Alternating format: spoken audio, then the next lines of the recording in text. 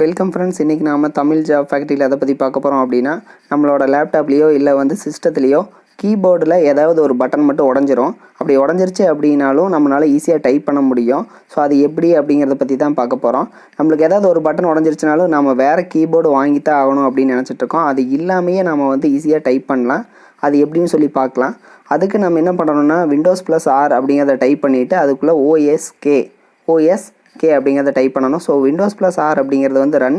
So அதுக்குள்ளே OSK அப்படிங்கிறத type பண்ணிவிட்டு ஓகே கொடுத்துருங்க. டைப் பண்ணிவிட்டு ஓகே கொடுத்தீங்க அப்படின்னா உங்களுக்கு என்ன ஆகும் அப்படின்னா, உங்களுக்கு ஸ்க்ரீனில் ஒரு கீபோர்டு ஒன்று வரும் சரிங்களா. அந்த கீபோர்டு பாருங்கள் இப்போ வந்திருக்கு இல்லைங்களா. ஸோ இந்த கீபோர்டை நம்ம என்ன பண்ணுறோம் அப்படின்னா, தேவையான இடத்துக்கு நம்ம எங்கே வேணால் நகர்த்திக்கலாம் ஈஸியாக. ஸோ அந்த மவுஸ் பட்டன் மூலமாக நம்ம என்ன பண்ணிக்கலாம்னா, ஈஸியாக கர்சர் மூலமாக ஈஸியாக நம்மளுக்கு எந்த இடத்துக்கு வேணுமோ அந்த இடத்துக்கு நம்ம இதை ஈஸியாகவே நகர்த்திக்கலாம். அதை சிறுசு பண்ணிக்கலாம், பெருசு பண்ணிக்கலாம். ஏன்னா நம்ம டைப் பண்ணுற போது நம்மளுக்கு டிஸ்டர்பன்ஸாக இருக்கக்கூடாது அப்படிங்கிறதுக்காக. ஸோ இதில் நாம் ஈஸியாக டைப் பண்ண ஆரம்பிச்சிக்கலாம். நெக்ஸ்ட்டு அதை இப்போ பார்த்தீங்கன்னா வேர்டு ஒன்று ஓப்பன் பண்ணியிருக்கேன். அதில் வச்சு நான் என்ன பண்ணுறேன்னா, ஹீரோ அப்படின்னு டைப் பண்ணுறேன்.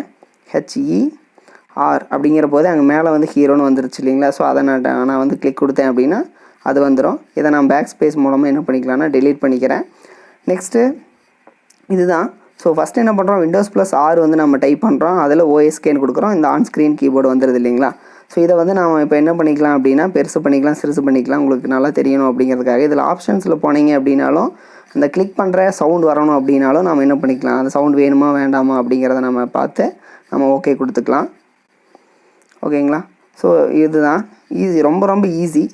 ஸோ இப்போ பாருங்கள், நெக்ஸ்ட் என்ன பண்ணுறேன் அப்படின்னா, கேப்ஸ் லாக்கை கிளிக் பண்ணிட்டேன்.